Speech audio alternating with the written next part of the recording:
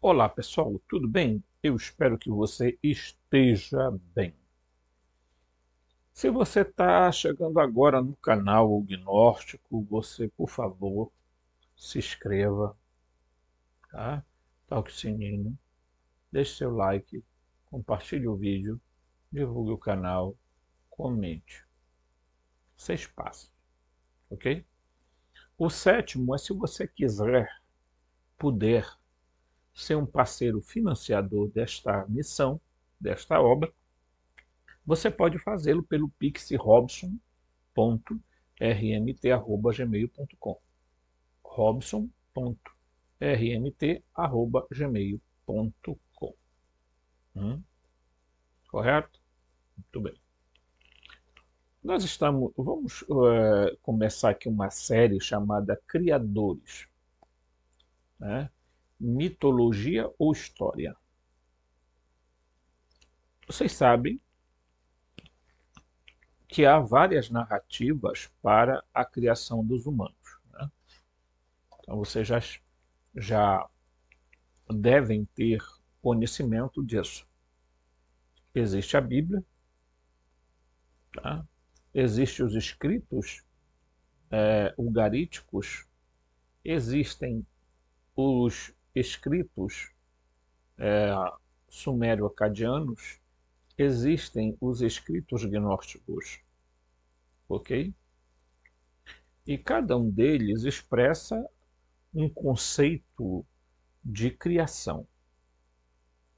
Enquanto que as tabuletas da Suméria falam numa manipulação genética, os gnósticos falam em uma criação, no entanto, numa criação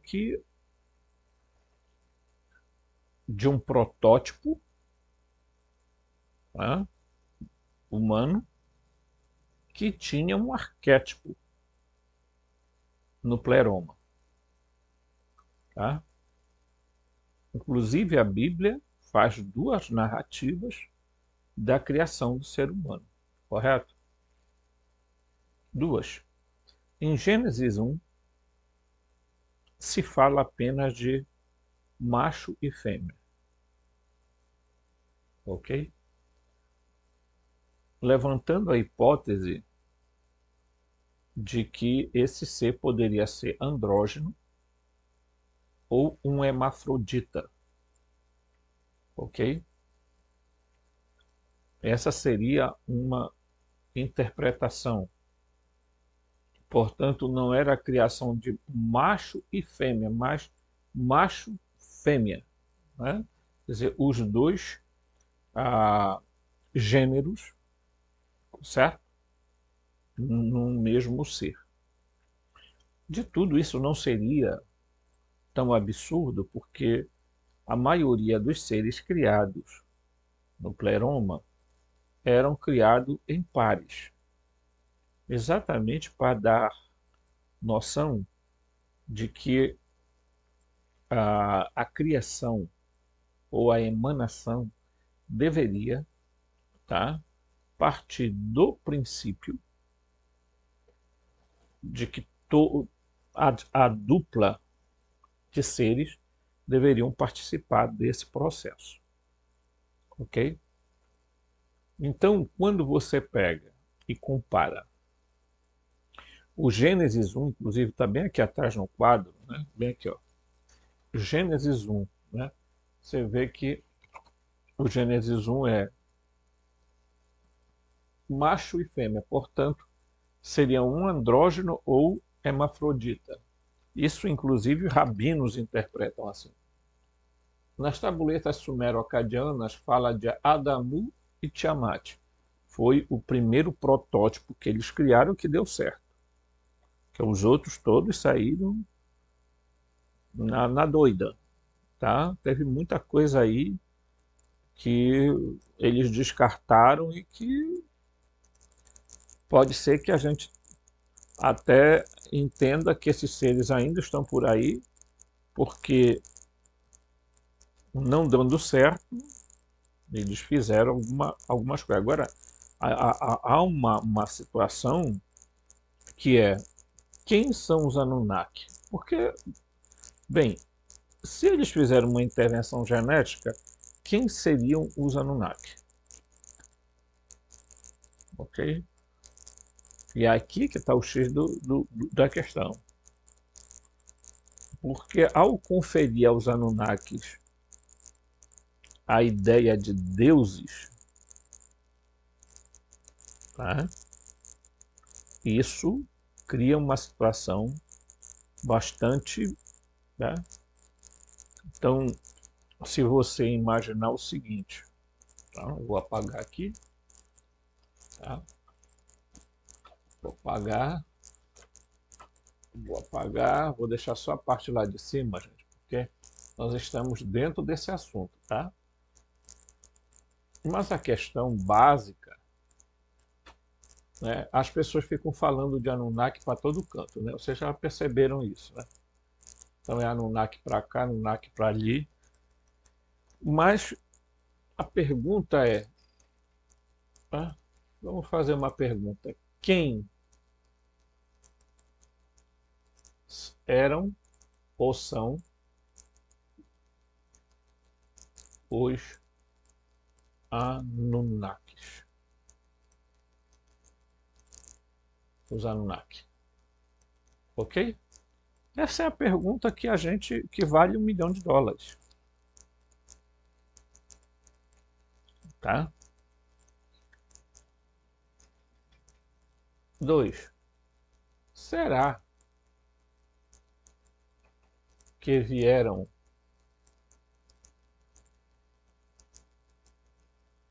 de outro planeta?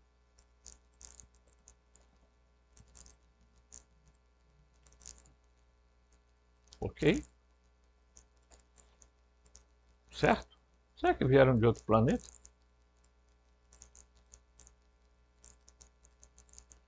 Tá. Terceira. Seriam eles deuses?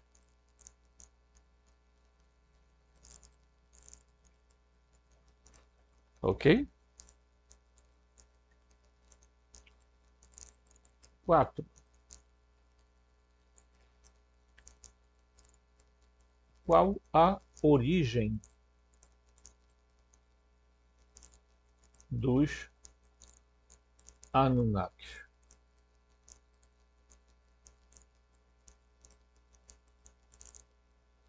Ok? Então eu faria essas 4 perguntas logo de imediato para a gente fazer um processo de reflexão, tá? E vamos acrescentar aqui, certo? Uma quinta. Qual a semelhança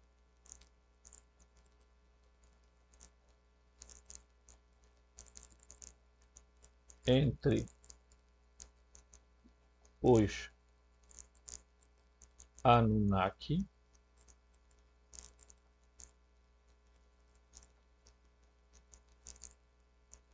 e os Elohim e Arcontes? Ok? A terceira pergunta seria exatamente: qual a semelhança entre os Anunnaki, os Elohim e os Arcontes? Ok? Porque, em primeiro lugar, é preciso que a gente faça reflexões, perguntas, questionamentos. Porque nós estamos numa sociedade que a gente está vendo muito falatório sobre Anunnaki. É Anunnaki para cá, Anunnaki para ali, Anunnaki que criaram, Anunnaki que fizeram, Anunnaki não sei o que tem mais. Né? Inclusive tem alguns canais que estão até invejando a gente, que estão pegando o assunto que a gente aborda aqui e estão tentando, né, decifrar. Né? Então, aqui a gente não está fazendo afirmações, nós estamos aqui questionando quem são esses criadores da humanidade, dos humanos. e se é que eles criaram de fato. Porque uma coisa a gente pode entender o seguinte. Então, se você pegar, diríamos assim, por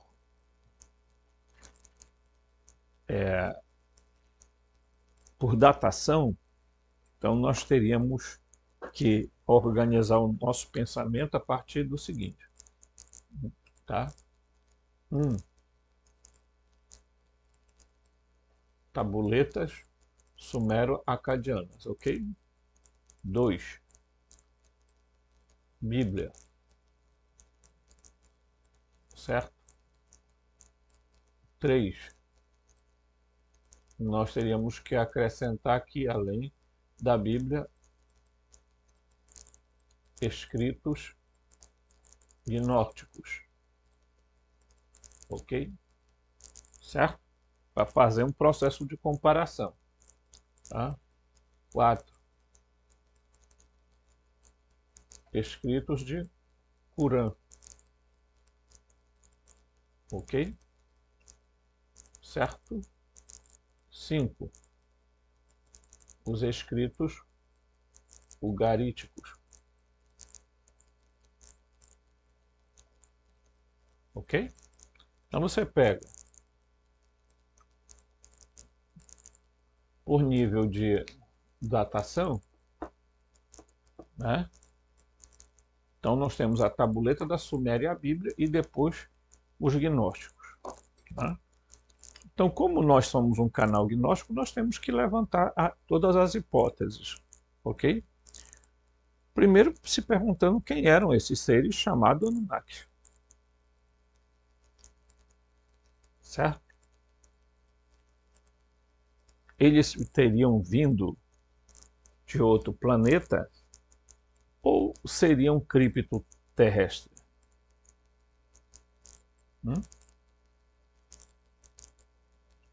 Ou eles seriam uma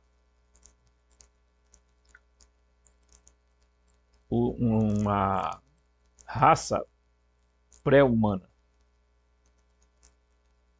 ok? Certo? Você sabe que na Bíblia vai ter um grupo chamado Anakim, os filhos de Anak. Eles eram gigantes. Parece muito semelhante à palavra Anakim, Anakim com Anunnaki. Portanto, quando você faz comparações, tudo leva a crer que esses seres, os Anunnaki, eles eram seres um pouquinho em altura avantajados, a estatura deles era bem maior que os humanos comuns,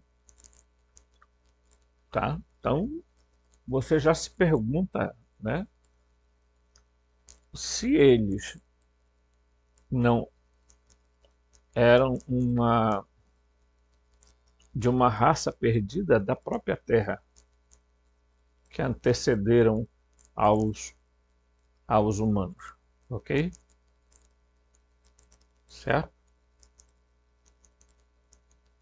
Então, por que você fala isso, Robson? Porque, bem, vamos lá, tá?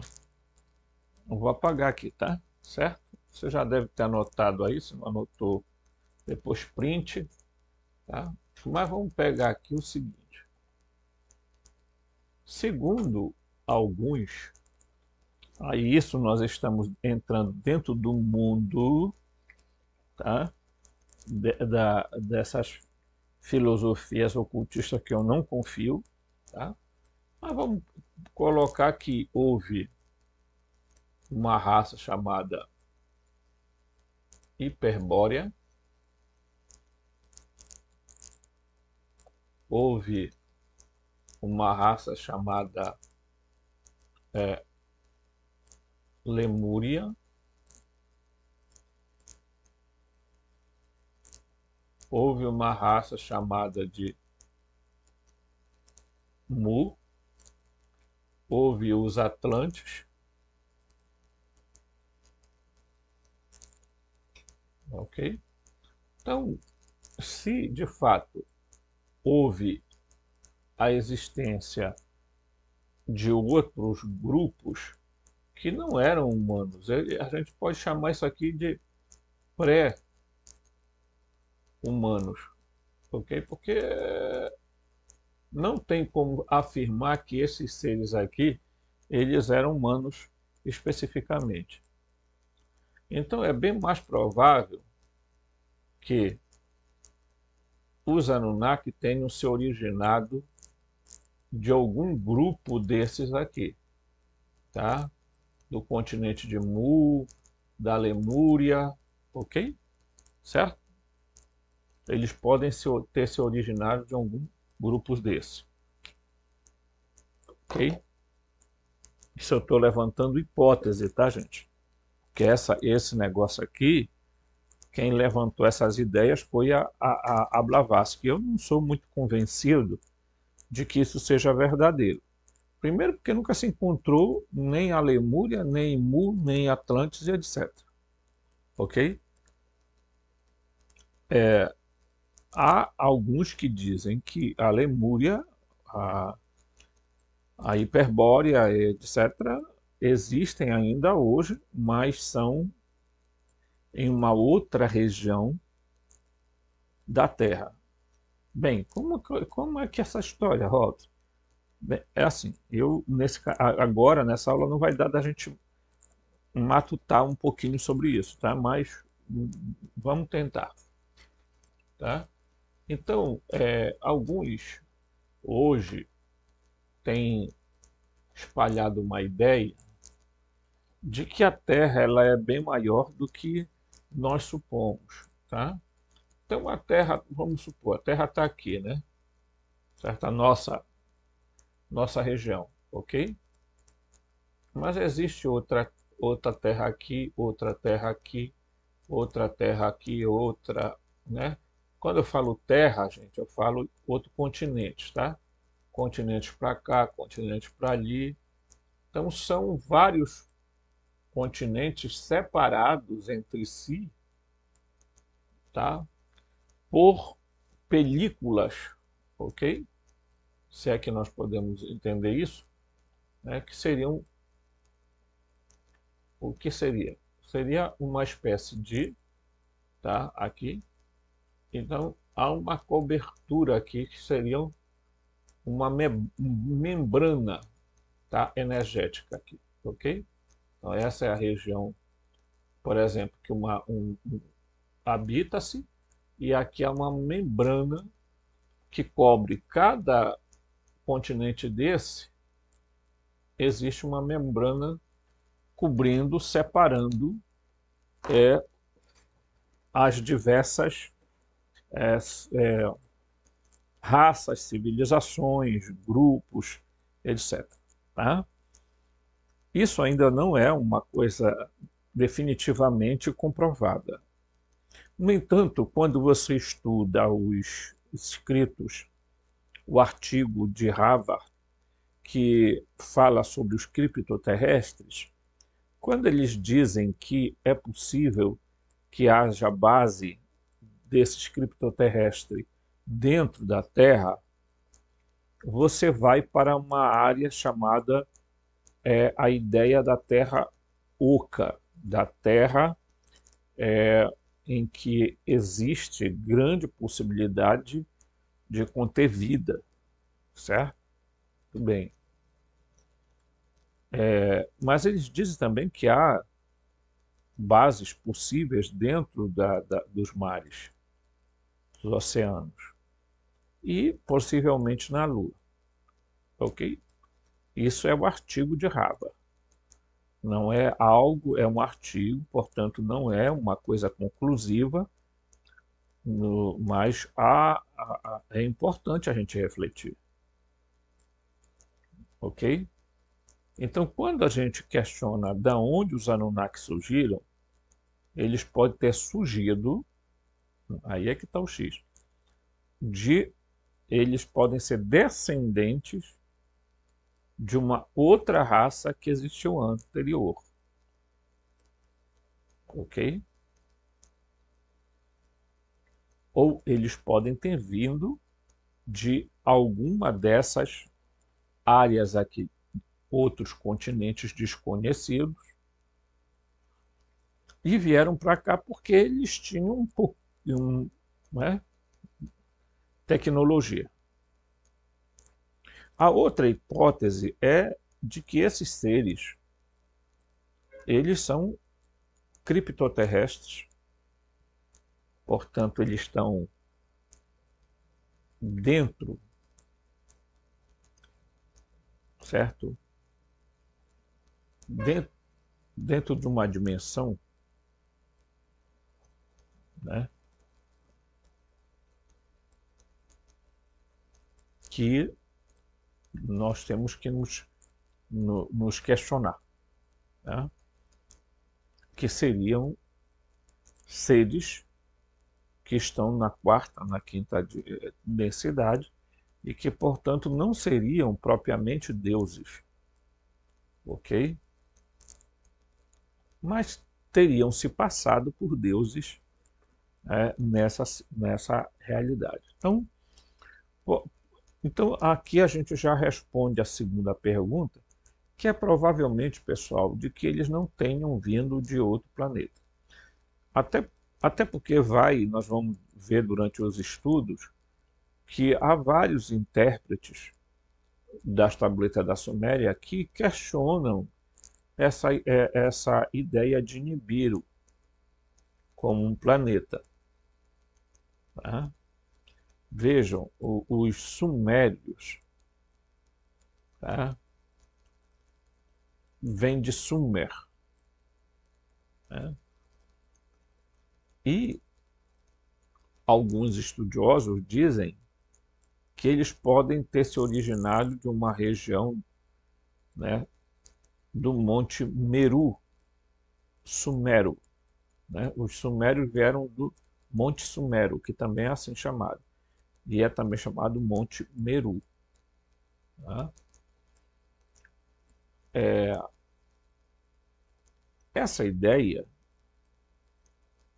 de que eles estavam em lugares altos e desceram em direção à planície é também uma discussão feita pelo Christian O'Brien, que fez um estudo sobre os Anunnaki, que é muito diferente do que o Syntyr fez.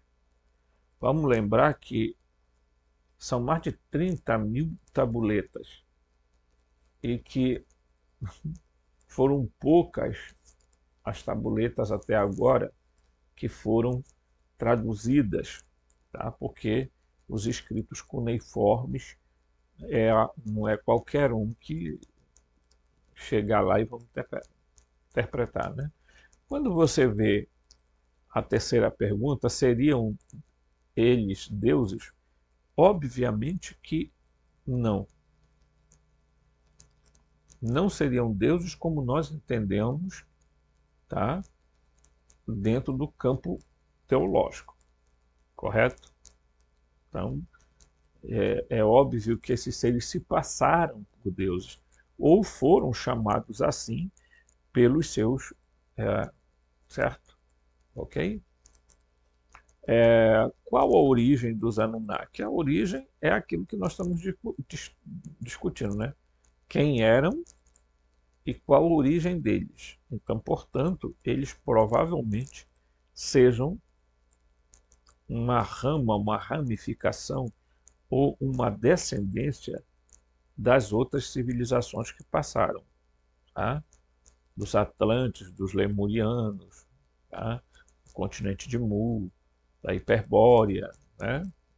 Que são, gente, coisas que ainda estão no campo da discussão, não há comprovação nenhuma da existência dessas coisas.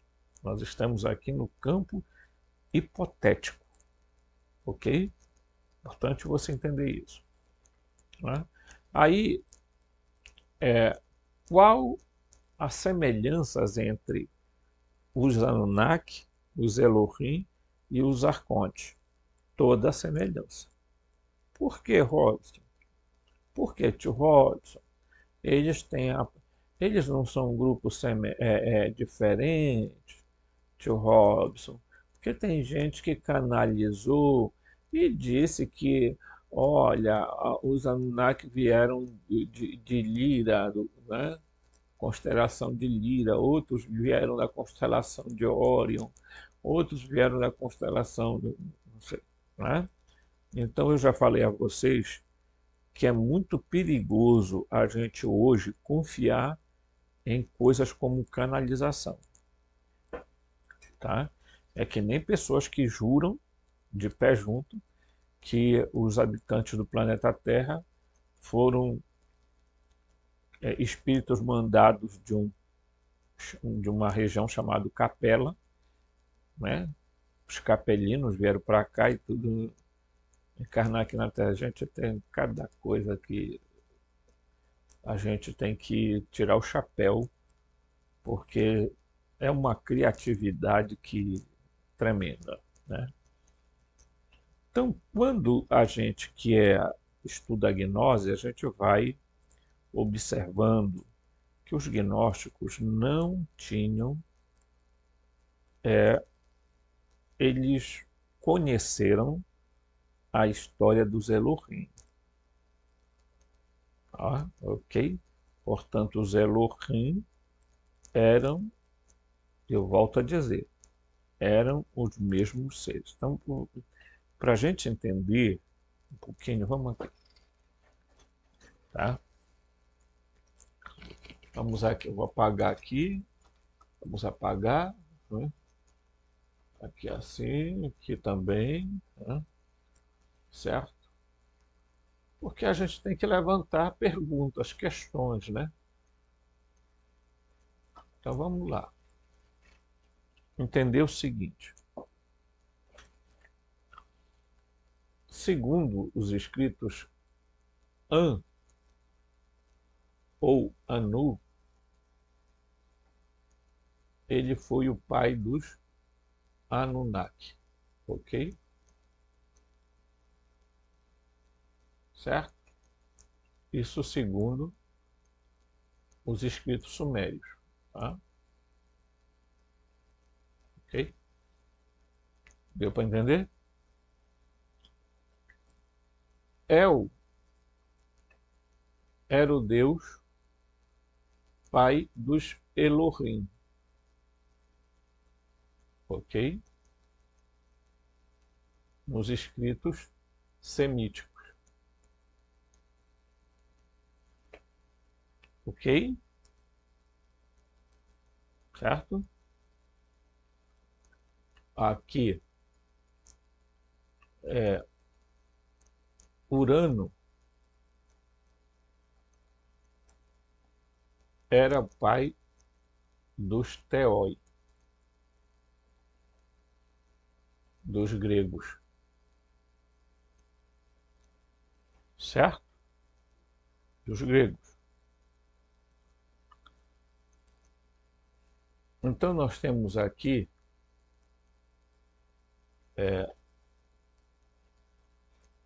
o.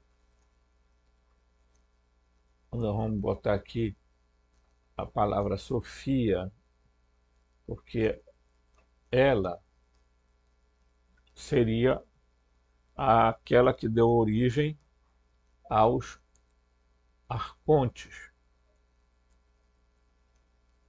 segundo a visão gnóstica,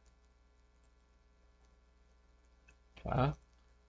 No entanto, você tem que associar sempre que os arcontes eles foram criados por um outro ser chamado Ial da Baote, ok? Não é, os arcontes não nasceram propriamente de Sofia, mas surgiram a partir do Ial da Baote. Só que você não pode colocar o Ial da Baote como referência a esses seres aqui.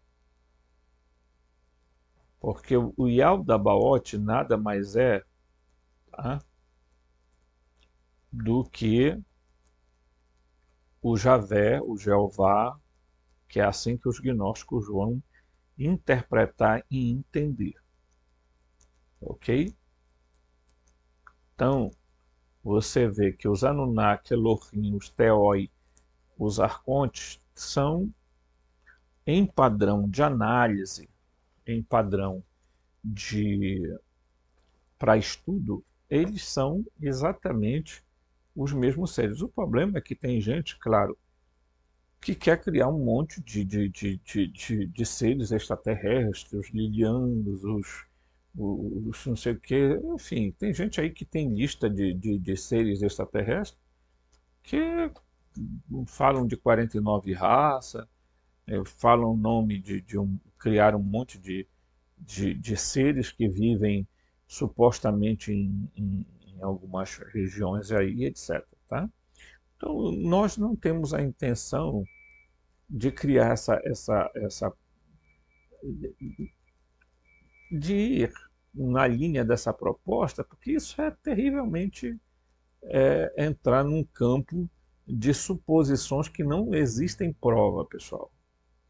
Não existem provas da existência desses seres que as pessoas falam. Né? Ah, mas a prova que tem é que houve pessoas que canalizaram bem, que canalizaram, pode ter canalizado qualquer outro ser. Gente, eu acho engraçado as pessoas acharem mesmo que um ser criptoterrestre, né, vai dizer para as pessoas quem ele é de fato. Claro, ele vai dizer que é outra coisa. Né? Então nós vamos aqui num texto muito interessante, que é o seguinte, tá? A, diz aqui, ó, a conjugação de Sofia e outro aion chamada Teletos, vou logo mostrar antes da gente continuar, porque é para você entender, ó. Tá aqui, ó. Vou mostrar aqui, ó. Aqui, ó. Sofia e Teletos, desejado. A expressão Teletos quer dizer desejado, né? Ou desejo.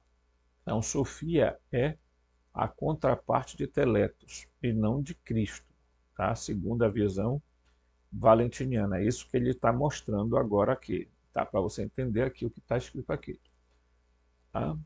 A conjugação de Sofia e outro aion chamado Teleta ou Teletos no centro da nossa galáxia sinaliza o evento de abertura do mito de Sofia. Entre eles, esses dois geradores configuram a singularidade oferecida pelo originador. A palavra grega anthropos significa humanidade, ou mais precisamente, o modelo humano. Então, espera lá. Tio Robson, então existe um modelo humano? Existe, tá? Você vai ver exatamente isso agora aqui, ó, na própria imagem que eu acabei de exibir. Você vai ver que tem um aqui, ó. Olha aqui, ó. Bem aqui, ó. Anthropos e eclésia. Anthropos quer dizer humanidade. Ok? Então, existe uma humanidade no pleroma, tio Robson? É bem possível. Por quê? Porque eles falavam muito e algumas tradições conservaram a ideia do chamado Adão Cadmon, ou o primeiro homem, tá? Certo? O primeiro Adão, né? Inclusive nessa imagem que eu mostro aqui para vocês sempre, de vez em nos estudos, aqui está escrito, ó, primeiro Adão, porque para cá vai estar o segundo e o terceiro Adão, né? Mostrando que houve, por parte dos arcontes e do demiurgo, a, a, a,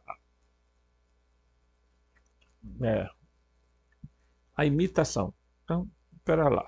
Como é que funciona essa história, tio Robson? Então, seria mais ou menos assim, tá? Vamos separar aqui, ok? Isso aqui é o mar primordial que separa o pleroma do mundo físico. Aqui. Então, aqui está o antropos, certo? Aí o cara está aqui, né, bracinho. Eu não sei desenhar mesmo, não é? Então, aqui está o antropos, tá? Antropos quer dizer humanidade, tá? Certo? Então, esse aqui está aqui no pleroma, certo? O Yaldabaoth olhou e viu esse modelo aqui, tá?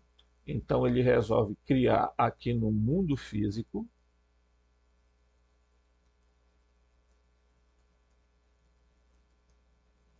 certo? Um modelo igual, ok? Certo? Ele resolve criar um modelo igual aqui, ó. Tá entendendo? Então aqui, ó, ele cria um outro antropos, ou humanidade, ok? Então, portanto, aqui ele cria uma humanidade para imitar o que estava aqui, tá? Esse é o mundo da emanação. E esse mundo aqui é o mundo da ação. Mas se a gente pegar a visão filosófica de Platão, esse lá em cima é o mundo das ideias e esse embaixo é o mundo das formas. Então aqui é o mundo das ideias, ok? E aqui é o mundo das formas, certo? Então ele pega esse modelo e faz um modelo igual. O problema é que ele olhou e viu apenas uma aparência, uma semelhança, e ele começa a criar isso aqui, tá? Então a gente precisa entender isso aqui, tá? Nós somos um produto. Há quem fale desse jeito, né, que eu estou explicando. No entanto, há estudiosos também que têm a compreensão de que alguns humanos lá do pleroma foram atraídos a vir para a Terra. Tá? E aí é preciso a gente entender o seguinte: aqui eles estão no metafísico, né? Ok? Portanto, eles têm um corpo, tá? Fractal. Vou botar bem aqui que não tem onde botar mais. Ok? Aqui, ó. Fractal. Tá bem aqui, ó. Certo? Há estudiosos que dizem que eles foram atraídos a descer para o mundo físico. Quer dizer, eles saíram de uma densidade, ok? E vieram para outra densidade, certo? Então, eles saíram de uma, vamos supor, eles saíram de uma sexta, sétima, né? Vamos botar aqui, décima densidade, caíram para a terceira densidade, que é aonde se vive. Tá? Existe a ideia de que eles vieram para cá e aqui acabaram se materializando, tornando seus corpos. Os corpos fractais tornaram-se corpos densos devido a essa descida. Por isso que quando se fala de queda de Adão e Eva, Não está se falando de queda do pecado, não sei do que, não sei do que tem mais. Queda quer dizer a descida deles da região do pleroma para a terra, ok? Portanto, ao descerem do pleroma para cá, eles, diríamos assim, eles se tornaram massivos, corpos físicos densos, por causa da frequência e vibração que mudou, que alterou. Então, quando eles descem com a queda deles, e também não é uma queda no sentido de queda que não, eles vieram para cá, saindo do pleroma, em, né, em busca de, inclusive tem um mapa que eu vou mostrar nos próximos estudos, em que tem uma área, né? Você se lembra que eu desenhei aqui os vários continentes e tudo mais? Existe um chamado terras incógnitas, que é muito semelhante à ideia que se tem de que essa região chamada pleroma não é uma região espiritual no sentido como as pessoas entendem, tá? Porque nada precede a matéria. Então lá é material, tá? Inclusive os antropos do pleroma são materiais. E eles, ao descerem para cá, a única coisa que aconteceu foi que eles tiveram que diminuir a frequência, né? Então você entra numa frequência, numa cidade muito baixa, você vai se massificando, tá? Mas a natureza deles eram fractais, ok? Então, portanto, eles criam como seria o corpo deles lá? Bem, eles teriam todos os órgãos que nós temos hoje, tá?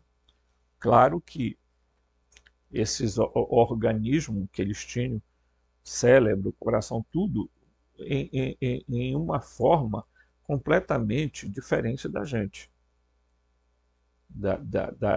no sentido do aspecto fisiológico, né? Então, quando eles chegam aqui, eles acabam se tornando, né, adquirindo essa pele, toda essa engrenagem, né? E aí eles se tornam humanos como, certo?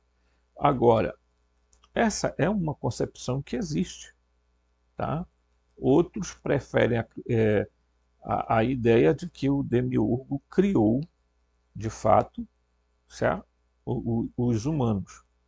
Olhando o modelo, ele tentou fazer aqui o mesmo processo. O problema é que ele estava sozinho criando o humano dele, não é? E no pleroma tudo se emana de pares e não de um único ser, porque senão sai deformado o ser. Então aí você imagina por que, que até nós estamos vivendo em um planeta hostil, inclusive aos humanos. Pô, aí vem alguns estudiosos e dizem que os humanos não são originários da Terra, porque a humanidade não é originária da Terra, os antropos não são originários da Terra, porque eles já existiam, eles pré-existiam, né, enquanto fractais no pleroma. O pleroma não é, gente, o céu, esse céu espiritual, essa coisa. É uma densidade física, tá? Onde a physis existe, mas não existe a Healy, tá? Que seria a matéria mais grossa, mais densa, mais grosseira, ok? se é que vocês podem compreender, que é muito complicado tentar explicar esses aspectos, ok?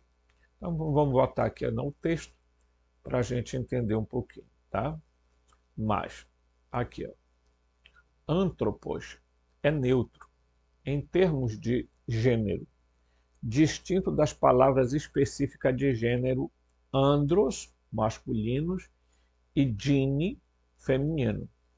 Antropos é o nome gnóstico da matriz cósmica da espécie humana. O genoma humano pré-terrestre. Então, vamos lá. O que é o genoma humano pré-terrestre?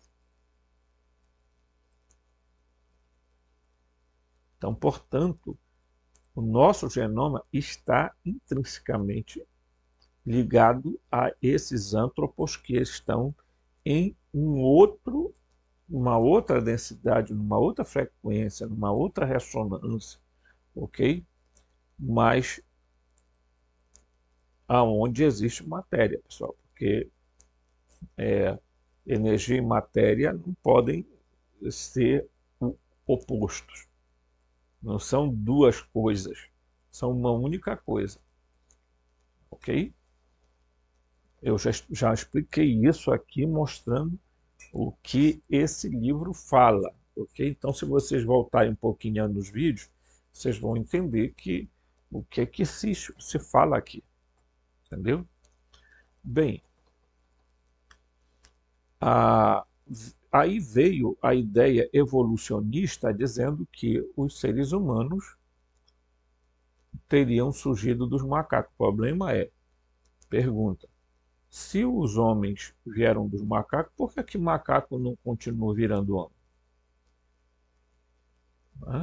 É uma pergunta boba, mas que faz sentido, pessoal. Como é que você pode dizer que um macaco virou homem se ainda continua tendo macacos? Em tese, deveriam todos ter virado. Então, por que não aconteceu? Aí, quando a gente lê o livro de Urantia, que eles vão falar sobre Adão e Fonta, tá? Adão e Fonta, tá? Não é Adonson, que eu escrevi inclusive errado, e é preciso corrigir, tá? É Adão e Fonta, né? O livro de Urantia vai dizer que esses dois seres nasceram de primatas e que por alguma razão desconhecida, o próprio livro diz que não se sabe por quê, eles começaram a evoluir. Mas somente esse par. Os outros que nasceram do mesmo casal não fizeram o mesmo processo. Estão entendendo? Foi algo assim. Aconteceu, né? Do nada, os dois que nasceram começaram a simplesmente evoluir. Passar para o estágio de Homo erectus, Homo habilis, Homo não sei o que, papapá, e vai embora. Tá? O livro de Urantia. O Darwin também vai entrar nessa noia da questão da evolução. Depois, as pessoas vão começar a entrar na noia do criacionismo bíblico, tá?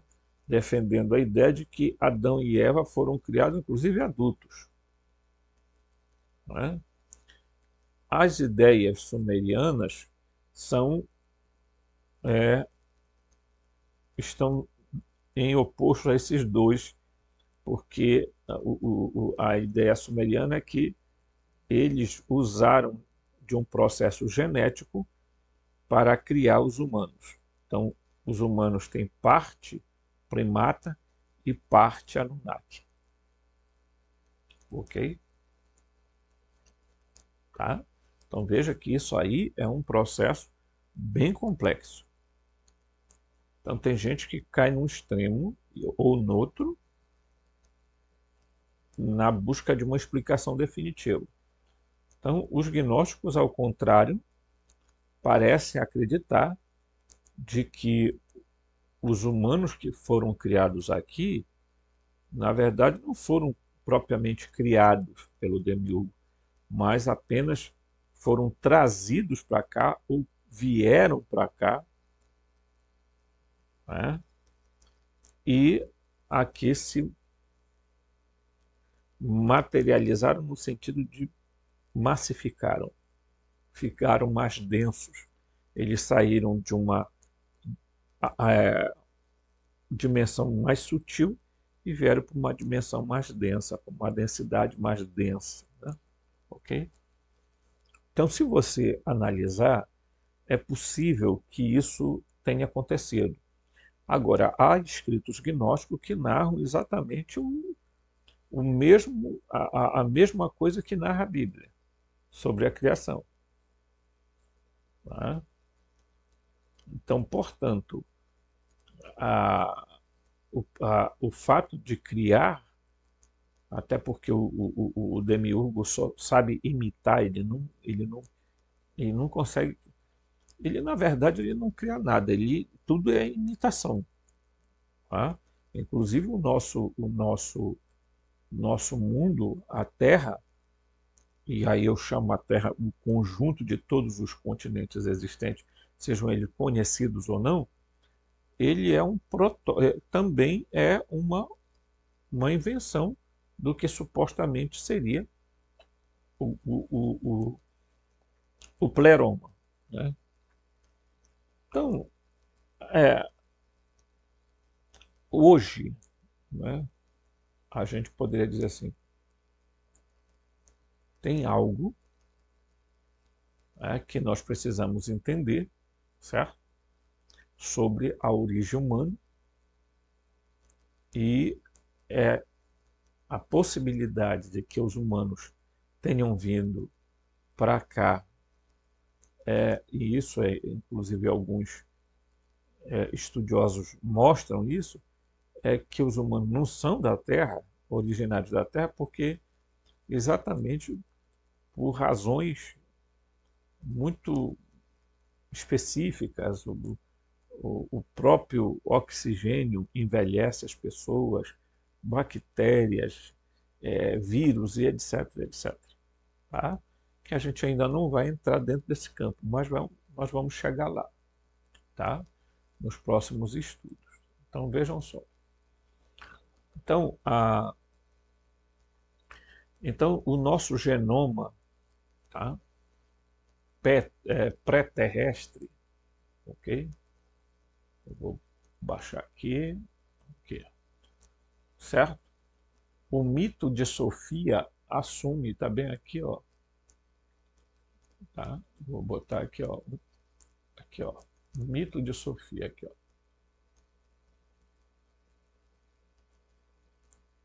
Tá? O mito de Sofia assume uma versão de uma espécie de panspermia dirigida.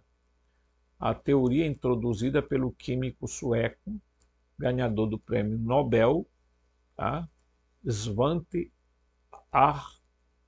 Arrhenius, por volta de 1900, e aceita em várias formas pelo astrônomo Fred Hoyle, pelo biólogo Nobel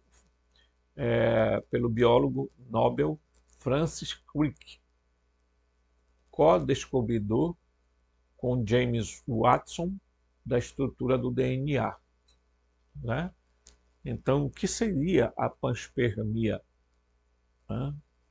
Inclusive, o próprio nome panspermia tem a ver com esperma.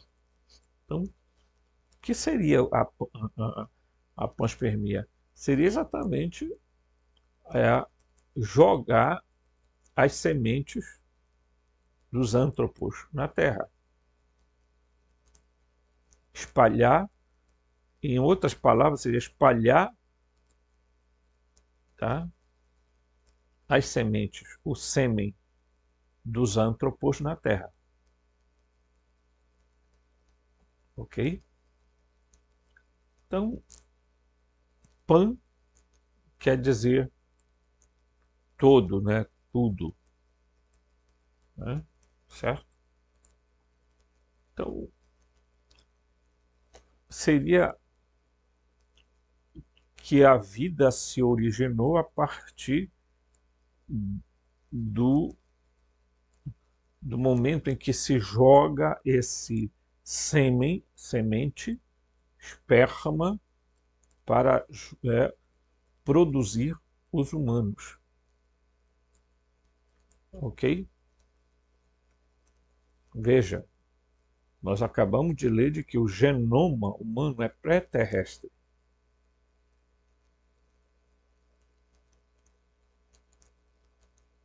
Certo? E aí nós estamos entrando dentro desse campo aí. Tá? Então vamos aqui. Tá? Unindo-se para codificar ou configurar o Anthropos, Sofia e Teletos, tá? Agem de maneira consistente com a lei cósmica, pois é a verdade do originador não permitir que nada aconteça no pleroma além de uma sigia. Tá? Preste atenção nessa palavra sigia. Tá? Uma exposição valentiniana, né? Essa palavra aqui, sige, é uma estranha palavra grega usada pelos astrônomos para denotar a conjunção de corpos celestes. Ok? A conjunção de corpos celestes. O que significaria a conjunção de corpos celestes, tio Robson? Conjunção quer dizer, tá? Unido. Quando entram, por isso que usa-se o termo conjunção carnal, quando há uma relação, ok? Então, conjunção quer dizer exatamente isso. Tá? O originador deseja que todas as atividades no pleroma sejam realizadas pelos aeons emparelhados. Tá aqui, ó. Emparelhados. Ok? Deuses acoplados um ao outro. Tá?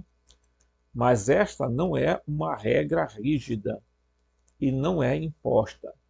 No caso da Syzygia, Sofia Teletos, que codifica o Anthropos, a vontade do originador, e esse originador é o Uno, é o Bitos, tá? É a mônada, é a fonte, né? A vontade do originador é observada.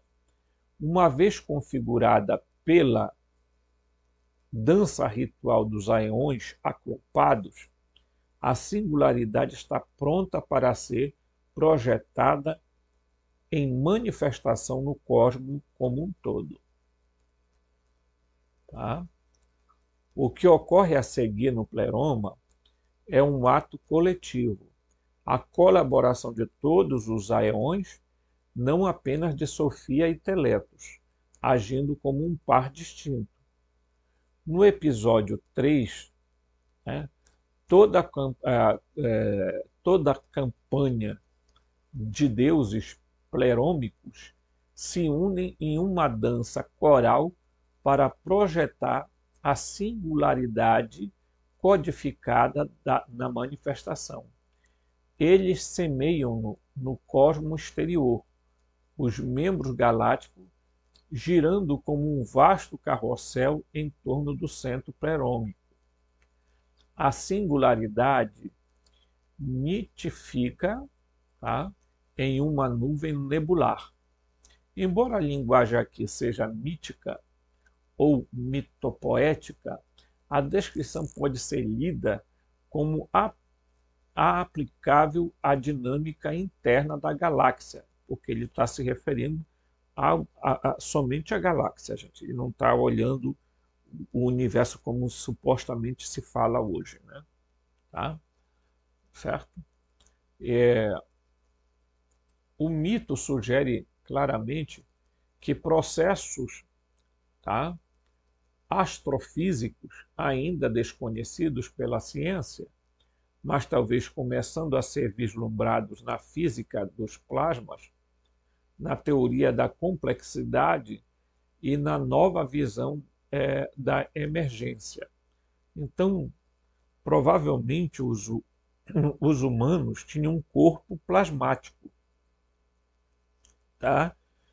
Que acabou se massificando, ok? Certo? Pleroma significa plenitude, pleno, plenitude. Os vórtices galácticos, ele está identificando o pleroma com o centro da galáxia, tá, gente? Então é só para a gente ficar. Não é que eu concorde com isso, eu estou lendo, eu estou apenas expondo aqui uma visão, mas eu, particularmente, não vejo assim, tá? O pleroma no centro da galáxia, certo? Tá? Mas também ninguém pode dizer que isso seria impossível, certo? Então, os vórtices galácticos são todas variações da forma de cálice. Cálice é o que você entende mesmo, que é ali uma espécie de copo, né? Um toro achatado com um núcleo central, o bojo galáctico, e um disco circundante, os braços aspirais. O centro de uma galáxia, o seu pleroma, é contrabalançado pela estrutura plana do carrossel, a armadura giratória, né, chamada quenoma, que é a deficiência ou o reino inferior. Ok? O pleroma é a plenitude, certo? Um potencial infinito que se derrama no reino da deficiência, do potencial finito. No pleroma, todas as possibilidades estão completas. Tudo está realizado, evoluindo para o seu potencial máximo. Deuses plerômicos, como Sofia, só podem doar-se, tá, desinteressadamente, sem afetar o que emanam ou se impor às condições, certo?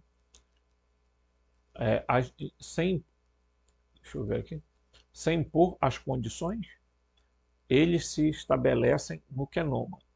A manifestação altruísta dos deuses plerômicos é um tema-chave da cosmologia sofiônica, certo?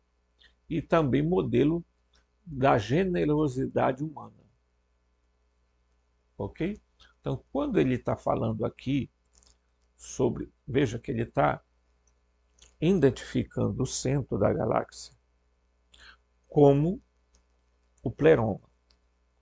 Portanto, ele está dizendo que ali há um centro fixo, ok? Você já viu o carrossel, né? Então, você tem um ponto aqui fixo e vários, né, banquinhos que giram em torno deste ponto fixo. É a mesma coisa que ele está falando, tá? O centro, o pleroma é o centro da galáxia, tá? Portanto, aquele centro é imóvel, mas o restante gira em torno daquilo ali. E aí, por que ele está falando isso? Exatamente porque o centro da galáxia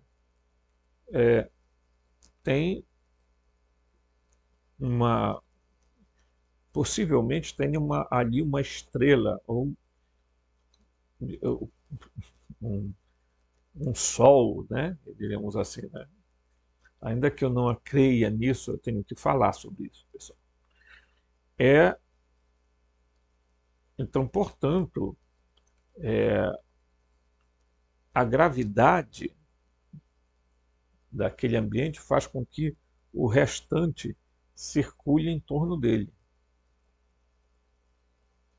É como se fosse um modelo do nosso Sol, em que os planetas estão girando em torno dele, né? Essa visão aí que tem, essa cosmologia. Eu não acredito também nela.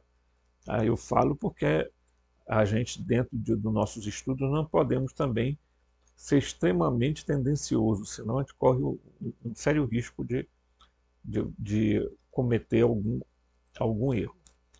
Então, ele está jogando tudo isso para o centro da galáxia, de onde a Sofia e o Telétos saíram. A Sofia, se eu, a gente vai voltar um pouquinho lá atrás, deixa eu lembrar vocês que eu já fiz um vídeo sobre isso.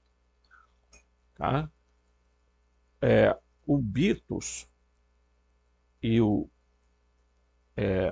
autogene, que é o autogerado, né? Eles começam a derramar sua luz, a sua semente.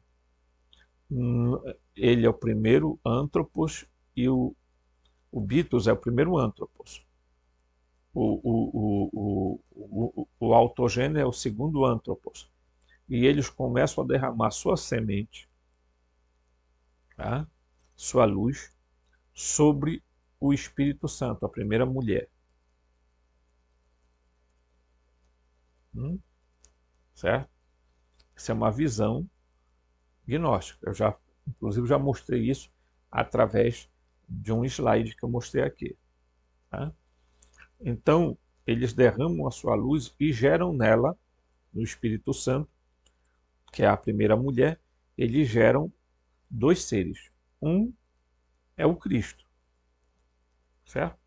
No entanto, quando essa luz cai sobre o Espírito Santo, é como se gotas acabassem caindo e fossem para a região do Quenoma. E nessa região do Quenoma isso acabou gerando uma outra contraparte, uma outra chamada de Sofia. A história é muito clara sobre ela. Então a Sofia ficou ali brincando no mar de energia, se divertindo, só que ela percebeu que ali no Quenoma começaram a correr para ela porque ela era luminosa, começaram a correr em direção a ela. Não sei se você já observou que quando você acende uma vela, que você apaga as luzes, veja que corre um monte de bichinho em direção a ela, atraídos pela luz. Isso ocorreu com a Sofia. E aí a Sofia, para querer se livrar deles, ela cria um corpo nela, massivo, tá? Para esconder a luz. No entanto, na hora que ela tenta subir para voltar, porque a primeira mulher, o Espírito Santo e o Cristo voltam para o pleroma. Mas a Sofia não consegue voltar, porque ela está pesada. Então ela cria o primeiro céu, ou o primeiro domo, ou a primeira película, membrana energética, aonde ela fica. Depois de algum tempo, ela consegue se libertar do corpo e vai mais para cima. E ainda mais para cima, ela apenas chega no oitavo céu, na Ogdoade, né? Aonde ela fica. Ela não vai para o pleroma. Ela não tem condições de ir para o pleroma. Ok?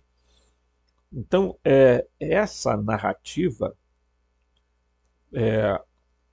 é uma das, né? Não é a única, mas é importante a gente entender isso, porque os gnósticos parecem mostrar para a gente de que nós pertencemos, de alguma forma, né, o Teletos e a Sofia acabaram gerando, tá? Ou trazendo, que eles tinham poder para isso, gente. Em conjunto, eles podiam fazer isso. A Sofia, sozinha, ela acabou produzindo o demiurgo, o Yaldabaoth, que veio a se tornar o deus do nosso sistema, tá? E ele criou os arcontes. Portanto, pensem nessa situação. No entanto, ela com o Teletos,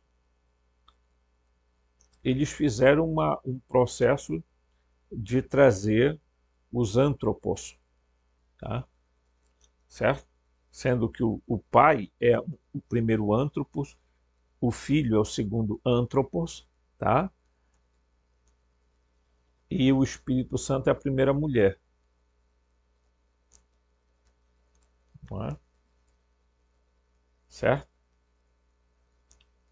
Então veja que esses termos são aplicados de maneira muito clara, mostrando que esses seres estão lá e que são os nossos predecessores. Ora, se o pré-genoma humano já existia lá, tá? Então diríamos assim, o DNA humano está no pleroma, nosso DNA, ok?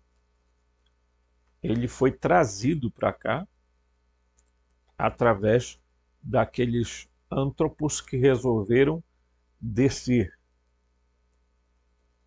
né? Sejam por, ainda não existe uma clareza se eles desceram espontaneamente ou se foram enganados a descer, ou foram convidados a descer, né? E é claro que nós temos que imaginar, dentro dessa lógica, que isso aconteceu não foi aquele monte de espíritozinho descendo do céu, caindo na terra, não é isso, né? Nós podemos crer que, de fato, se veio para cá, eles vieram para cá através de naves, né?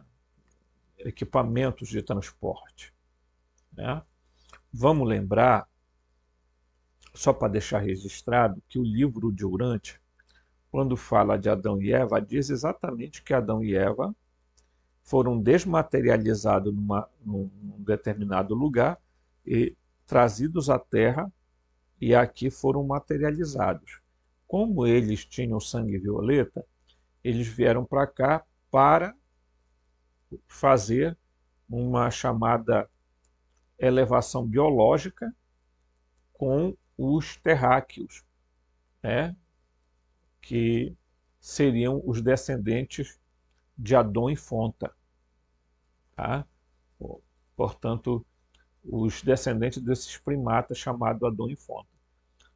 Então, a missão era essa, mas não deu certo isso aí, não funcionou. Isso o livro de Urântia fala, tá? Então, é importante a gente entender que aí os gnósticos divergem da Bíblia e divergem das tabuletas da Suméria, tá? Importante te entender. No entanto, não há aí, essa divergência não é de todo algo absurdo que não possa ser entendido, que não possa haver conciliação. Basta que a gente exerça um pouquinho de racionalidade e a gente consegue chegar lá, ok? Mas aguarde o próximo vídeo da série, tá? Criadores, mitologia ou história. Forte abraço e até o próximo vídeo.